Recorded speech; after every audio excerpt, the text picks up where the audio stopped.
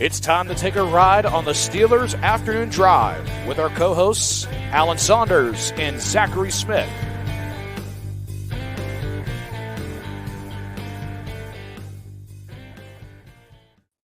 Welcome into another episode of Steelers Afternoon Drive. I'm Zachary Smith. That is Alan Saunders. Alan, what's going on? You know the Christmas Story, where I don't even know what the main character's name is. What's the main character from Christmas Story's name? What's the boy's name? Ralphie's his brother. Ralphie. Right? Oh no, there's Ralphie and Ralphie is the main one. But what's his brother's name? I thought his brother was Ralphie. Okay. Randy.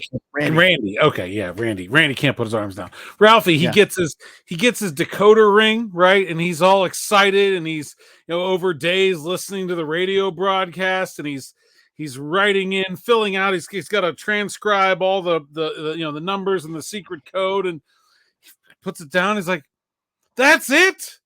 I feel like that was Steelers Nation today after Mike Tomlin's press conference. After his you better believe there's going to be changes on Sunday after the Steelers lost 30-6 to the Houston Texans. He said today, I think we're going to wear pads on practice in practice on Wednesday. And everyone goes, that's it. That's it. Yeah. That was the big change. I can't say I'm surprised that that's what it is, but I feel like that's the feeling, right?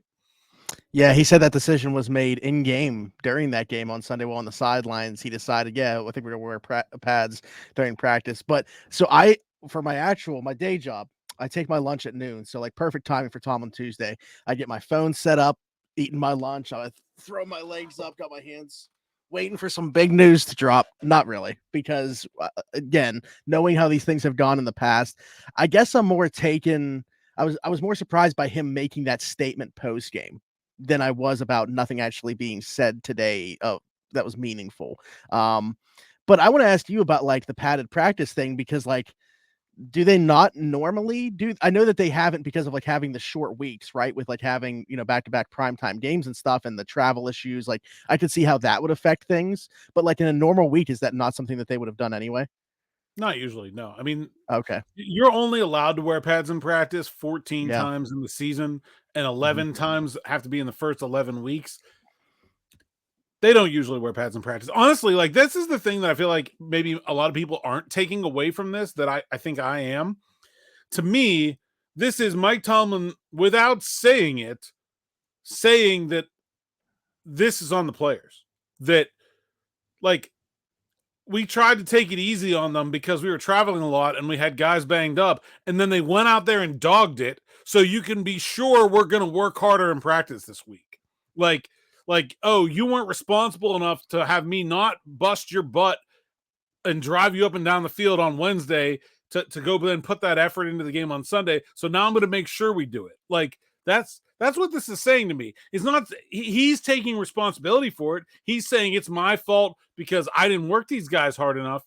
But like what he's saying without saying it is they didn't work hard enough. And at the end of the day, like whether he wants to take responsibility for the practice cadence or not, like NFL players shouldn't need to practice in pads on Wednesday to try hard on Sunday. And this is all about effort and this is him telling his team through us that there was not enough effort. I mean, this is the equivalent of your high school coach making you run up the hill. Like that's what this is. Like this is punishment. That's what's happening from Mike Tomlin to the Steelers players. It's like you want to mess around and not take things seriously when I try to take it easy on you because we had back-to-back long flights and our plane was delayed and all this other stuff, and I was trying to be gentle on the injured players, and then you come out and give me that effort. No, screw that. We're working at practice this week. Like that's what this is. Well, this didn't happen after week 1, the loss to San Fran, even though the result was similar. When was the last time that you would say it seemed like this was the case, though, like indirectly calling out his players through using the media like this? I don't think it's happened yet this year. I mean, they did, I believe, practice in pads the week after the 49ers game, but they had the extra day. Day, yeah. Right. So that almost like you're sure that one is going to be one of those. almost every time when you have a Monday night game and you get that bonus day, you do use that. Most teams will use that as a padded day and give a lot of their veteran guys off because it's an extra practice day. They also did practice in pads the week of the 49ers game on Wednesday. They did. So before week 1, they practiced in pads. So they have, it's not like they haven't been practicing in pads, but as the season goes on, it gets rarer and rarer. Like you will not see very many NFL teams in the second half of the season practice in pads once. Like it is not a normal thing. And so very much to me, this is a critique by the head coach of his team's effort, energy level, enthusiasm for the game. And this is a threat to beat it into them. Basically, that's what I'm saying. As far as that statement and just like in general, though, you didn't feel like, because I saw people talking about this too on X, saying that they felt like that statement and just throughout he was kind of absolving blame from himself and the coaching staff. I didn't feel that way. Well, okay, he's saying that it's him. Like he's the one that decides whether or not to wear pads in practice on Wednesday. So like, if he's saying that was the reason, then he's taking responsibility for it. Like he's saying, like, that's me. And I thought it was very interesting. Every time someone would ask about scheme, he would say, it's not about the scheme. It's about, we're not getting our players to understand. Like it's about how we're preparing them. Like he mentioned that multiple times. It's about how we're preparing them. So what that means is the scheme is fine. There's plays out there to be made and players aren't making them, while at the same time taking responsibility for himself and the coaching staff is like, it's our job to get them ready to make those plays. Like it's our job to get them to make those plays, but they're not right now. And I think some of that is true. I think the physicality part of it is exactly true. They were out physical in that game. They were out efforted in that game. The Texans just wanted it more. I think that was obvious from the very first snap. And so look, is practicing on Wednesday the ultimate arbiter of like that? No, like it doesn't. That's kind of irrelevant. Like at some point, professional football players need to be able to motivate themselves. But like that is correctly identifying an issue. And I think when you're looking at, say, for example, what I wrote about at SteelersNow.com this morning about how like their offensive script, their first 10 plays have been atrocious. Okay, they've actually been so much worse in their scripted plays than they are in the rest of the plays. Well, okay, that means something is breaking down there, right? Like we have some good plays, but the plays we're picking because we think they look good in practice, they're not being executed. Like there's a breakdown here. Something is going wrong. But that's not saying like we don't have any good plays. Like it's saying like we're not, the guys aren't getting it. Like they're not getting what we're wanting them to do in the game. And so it's both. I think it is taking responsibility for it. He never mentioned a player in a negative light in that game, in that press conference at all. It was all about we need to coach them better. But what he's saying without saying it is the scheme is okay and the players are screwing it up.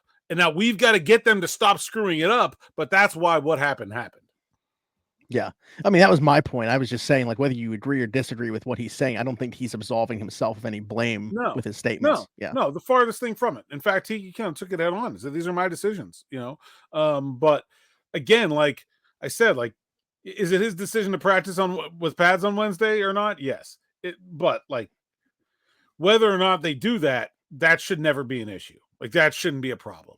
And it was a problem. And I think there's a lot of those things, right? Like, should Matt Canada have to coach Kenny Pickett up to not bail from clean pockets, turn his back to the play, and sack himself? No, not really. But he did that, so he now has to do that. Like, that'd be then, like, when you have players that are screwing up, it is the coach's job to get them to stop. So you can blame the players or you can blame the coaches. It's really both at the end of the day.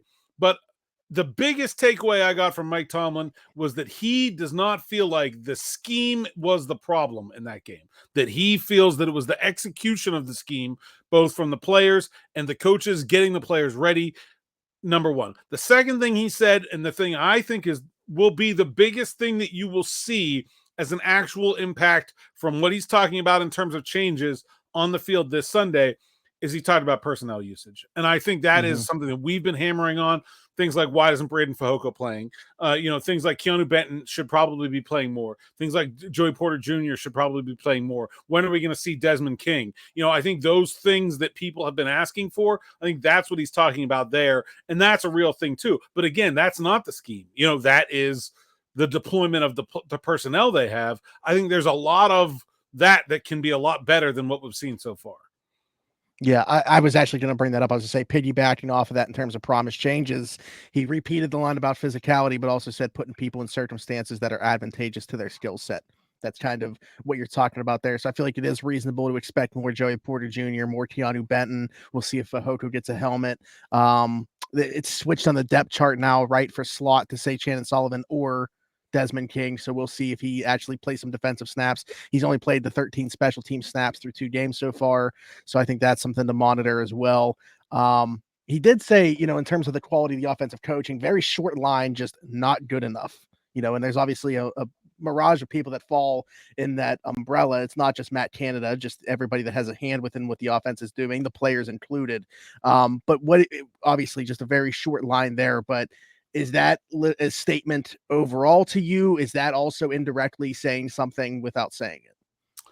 No, I mean, he actually kind of expanded on that in the answer to another question where he said, there's a get better part of this where coach decision-making needs to be part of you getting better throughout the year. Like you come into the season with a plan based on kind of what you wanted to do in your head and what you saw at training camp. And then when you deploy these things against an actual opponent, you have to be able to change your plan, be light on your feet, adapt to the circumstances, and make better decisions as a coach. And so that was about the one part of it that I think was sort of pointedly at his coaching staff. And that was in response to a question about their slow starts on offense. And I really do think, man, that they have a problem there where something is cataclysmically breaking down when you're picking what you think are your 10 best plays and you have more turnovers than first downs through 40 plays. That's something is really, really wrong there. And I think it's hard to fault the scheme when you see the plays out there able to be made and people aren't making them. It's either coaching points, keys, execution, those are the things that are going to happen when you go back and look at the tape and you say, hey, we've got guys open and we're not finding them. Hey, we had players in the right places on defense, but they didn't make a play.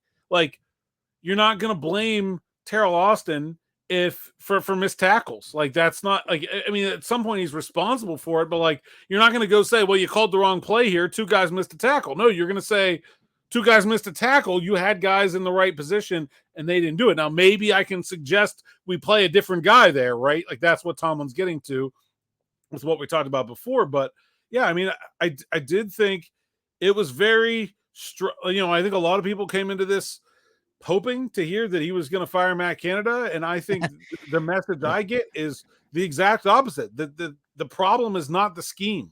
The problem is other things. And a real, I think, strong defense of his coaching staff here. Yeah. Again, whether you agree or disagree with that is the takeaway from this. Speaking of that 4th and 1 call, I wanted to bring up because he said missing Pat Freiermuth and Dan Moore in that situation impacted the play calling. And there's an attrition component to that as well. What was your takeaway on that? I mean, I don't even know if we've talked about obviously Kenny getting hurt on that play, but the decision, the play call itself. I mean, I'll start with what Tomlin said. He said, we don't have Pat Freiermuth and Dan Moore, and people are like, oh, what about Broderick Jones and Darnell Washington? What he's saying is they didn't have the ability to go 3 tight end. They only had 2 tight ends available to them. They had Darnell Washington, they had Connor Hayward, and their extra offensive lineman, Broderick Jones, was already in the game. So they did not have, when they look at their short yardage playbook, the 3 tight end part of it was not available to them because they did not have physically 3 tight ends to put on the field. And so a lot of their big, heavy, goal line stuff comes out of 3 tight end. And so then it was do you call a normal run or do you call a pass? And again, there are 2 wide open players in Najee Harris and Calvin Austin on that play. And Connor Hayward is certainly open enough that throwing the ball is better than taking a sack. How can you say it was a bad call? If you had give the quarterback multiple options and he doesn't take them, like, it's not a bad call. There's nothing wrong with that call. The Texans also passed on a 4th and like they didn't make it either. So like, I don't know, like whatever. But like, there's nothing wrong with that play call. Lots and lots of teams throw on 3rd and 4th and 1.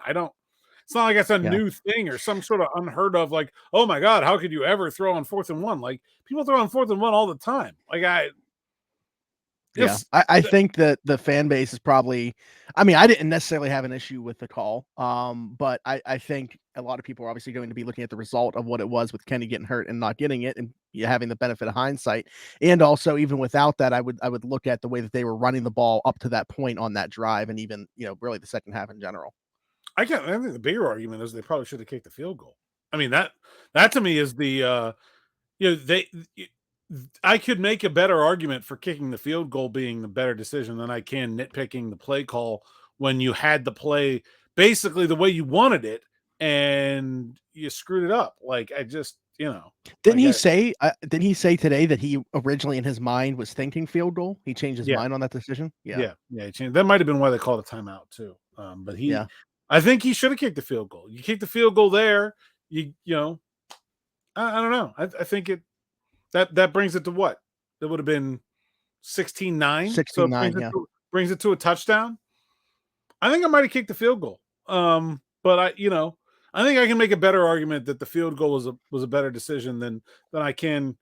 Like, we just saw the Giants tried the quarterback sneak on 4th and 1 and didn't get it last night. Like, people are acting like that's some kind of 100% play. It's not at all. Like, it's and also, like, if you ask me before that play, like, what are the percentage chances on 4th and 1 if you call a quarterback sneak versus if you call a shotgun pass? What are the percentage chances of your quarterback ending injured on that play? It's like 80-2. Like there's no reason Kenny should get injured on that play. The quarterback sneak is relatively far more dangerous play for your quarterback. So, I mean, they didn't do a very good job of executing the play, mostly because of the play of the quarterback. I mean, Kenny was flat out bad in that game. Like, just there's no other way to say it. Like, he was bad. I wanted to counter the tight end thing by saying I don't even view Pat Freiermuth as a tight end anyway, but point taken.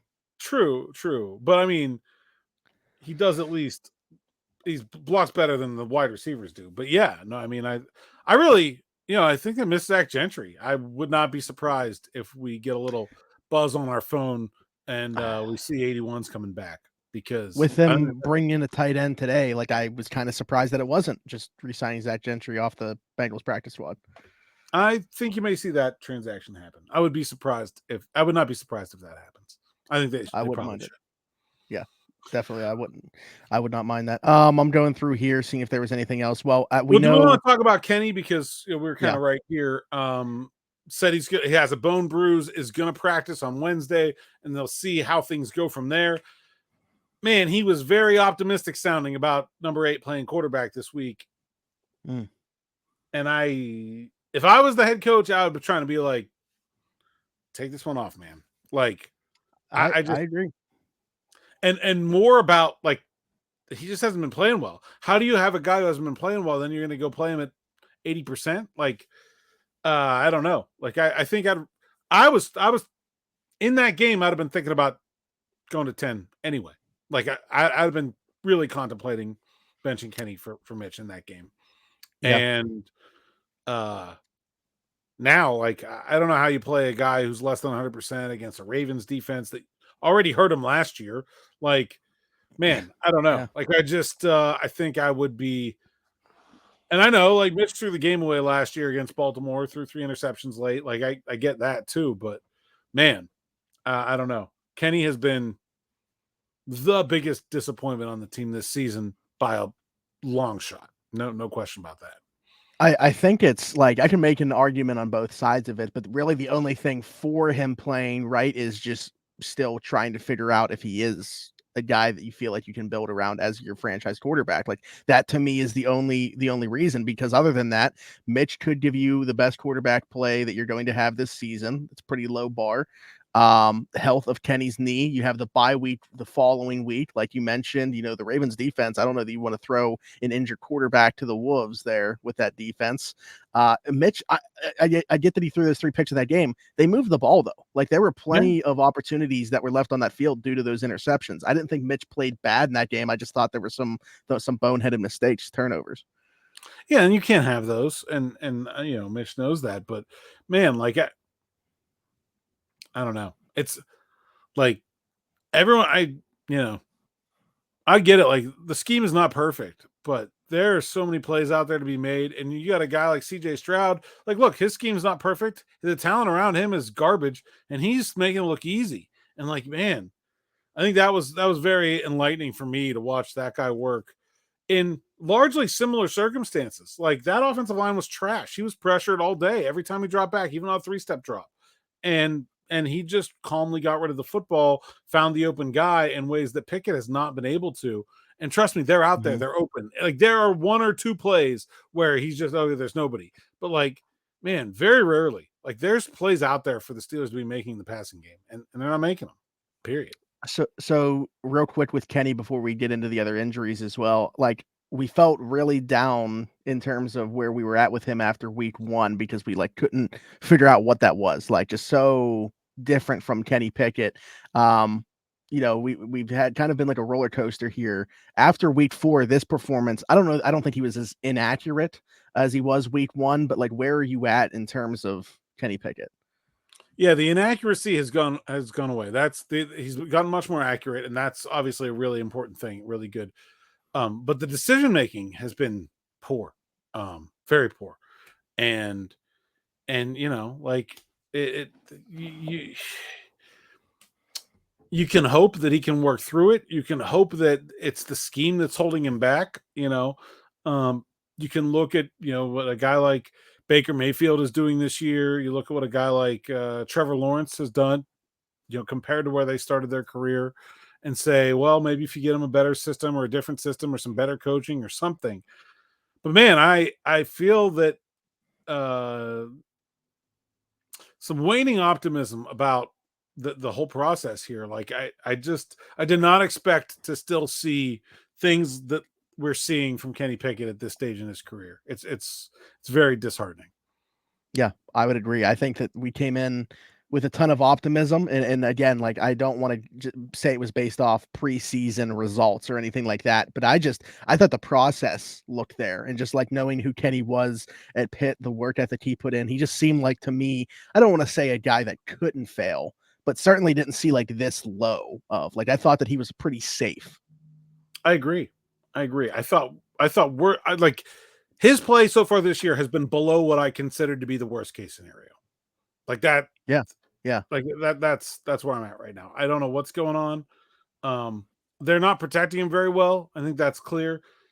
They probably need to lean into running the ball more. We'll get into the rest of the injuries here. Dan Moore is out. Broderick Jones is going to start at left tackle. James Daniels is still very questionable at right guard, whether it be him or Nate Herbig. Look, Broderick Jones is a work in progress in pass blocking. Mm-hmm. Like there was nothing wrong with the block on the play that Kenny gets hurt, but there were plenty others that there were plenty wrong with.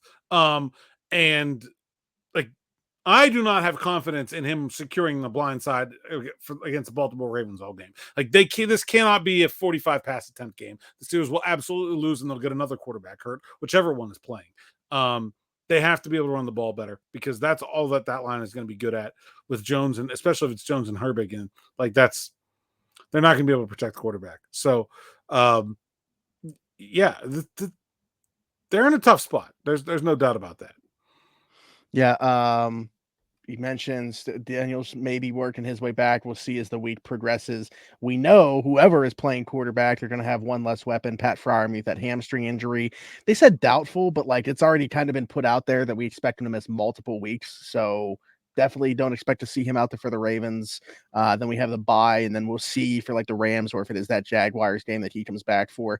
Unless I missed it, was the DeMarvin Leal who left with a concussion? Was that addressed at all? I mean, he's in the protocol. Just that Obviously, he's in the protocol. They don't really update, protocol players very much. So I saw Marv in the locker room on Monday.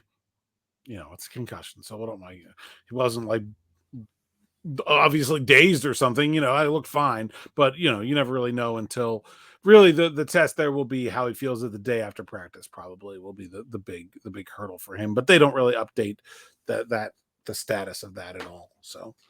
You know what I just realized too, thinking back that now that Broderick's in there, wasn't it like maybe the last episode that you were on last Thursday, because Nick was on Friday, where I said, like, where do we feel like they're at with Broderick? Or no, it was when Nick was on. I asked him if we were getting close, how short that leash was getting. I obviously didn't want Dan Moore to get hurt or anything like that, but now Broderick being thrust into this position, I mean, I don't know that you have any sense. Like with Dan Moore being rolled out already for the week, could this be a multiple week thing in your mind? Yeah. Yeah, I would. I mean, the fact that it's the bye next week gives hope that it's only one game. Oh, right. Yeah. Okay. But yeah. but I would be surprised if it would not surprise me if when we talked to Mike Tomlin ahead of that Rams game that we still don't know if Dan Moore's going to be back or not. But yeah, we'll see. And then some additions to the team on the practice squad. Denzel Mims, a former second-round pick, being added, and Obina Eze.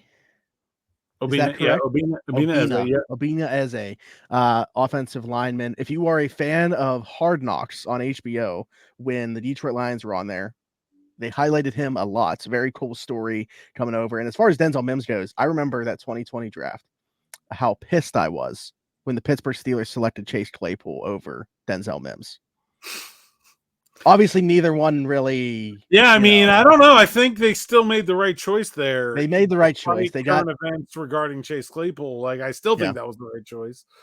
But Denzel Mims was like a classic sort of draft darling type that never really panned out in the NFL. I think they need playmakers. So I think Denzel Mims makes a lot of sense. He's kind of a boomer bust guy, but maybe you can get some splash out of him. I think they're lacking. It really, I think the injury to Deontay Johnson has really highlighted the lack of depth at their receiver position in terms of like they had we considered wide receiver like a tough cut for this team because they had like sixth wide receivers, but they had no fourth wide receiver. You know what I mean? Mm-hmm. Like that's like Miles Boykin and Gunner are not threats to anyone to do anything and won't be. And neither is Des Fitzpatrick, although he got cut and probably looks like he's landed back on the practice squad. But Denzel Mims is a guy that could be more than that. I don't know if he will be, but he has the size and the speed to be more than that. And we'll see how it fits in. But it's a solid risk to take at this point. He's a guy with some talent and some upside that might be able to play better than he has so far in his NFL career. Yeah, working his way back from an injury still, right? I know he got hurt with the Lions. That's where he spent the offseason after finding a new home after the Jets. Wide receiver room got very crowded there. So, yeah, we'll see. I mean, we'll see if he ends up getting a helmet at any point. Who do you think that this is the largest threat to on the roster right now? I mean, no one really. I mean, like they just cut Des Fitzpatrick, so they only have 5 receivers on the roster. I mean, like it's Gunner is on thin ice, I think here. Like he got scratched even though he's healthy. Like, I mean, it's very clear that they don't consider him to be a weapon. And Miles Boykin is going to let a punt that bounces at the 9 go into the end zone as the punt gunner. Like, what are we doing? Like what? Like that's what he's got one job, man, and he didn't do it. So. Like I don't see any reason to be keeping like when you have a team struggling this bad, like keeping guys around to be punt gunners is a luxury that you don't have. They got to get some more offensive weapons out there. Yeah, I would agree. Players that were released: Greg Bell, Jalen Camp, Jacob Copeland. You mentioned the Des Fitzpatrick thing, though. Is that I didn't even see that he's been brought back to the practice squad? Well, they didn't bring him back, but I expect them that they will. Oh, okay. Okay. But he had to clear waivers today, so we'll see.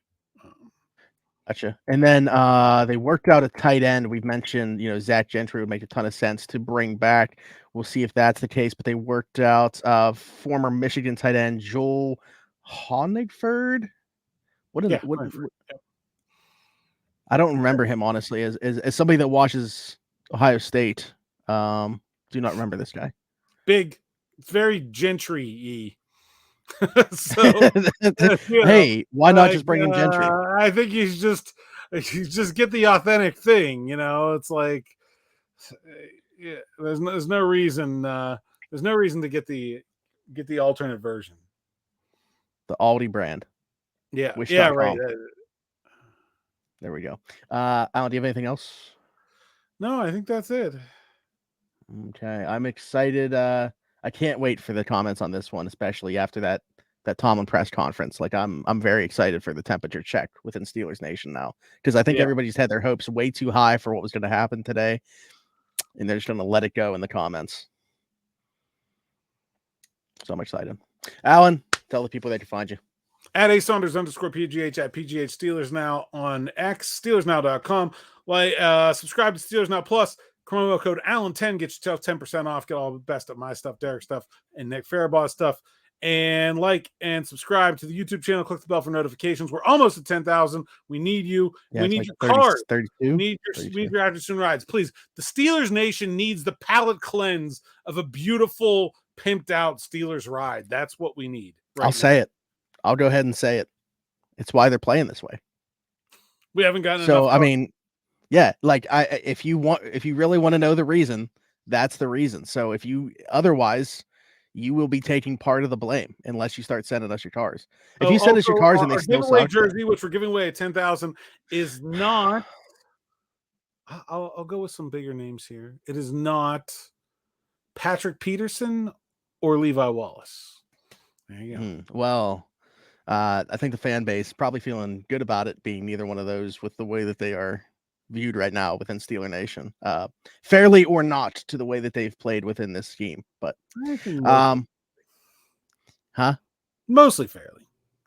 Yeah, I would agree. All right. Well, I'm Zachary Smith, PGH. You can find me everywhere as well. Like Alan said, subscribe, hit that notification bell here, comment down below, get us to 10,000 subscribers so we can play that song and somebody can get a jersey. And if you're listening somewhere else, leave us a 5-star review there as well. For Alan Saunders, for Zachary Smith, this has been Steelers Afternoon Drive. Thanks for jumping in and taking another ride with us.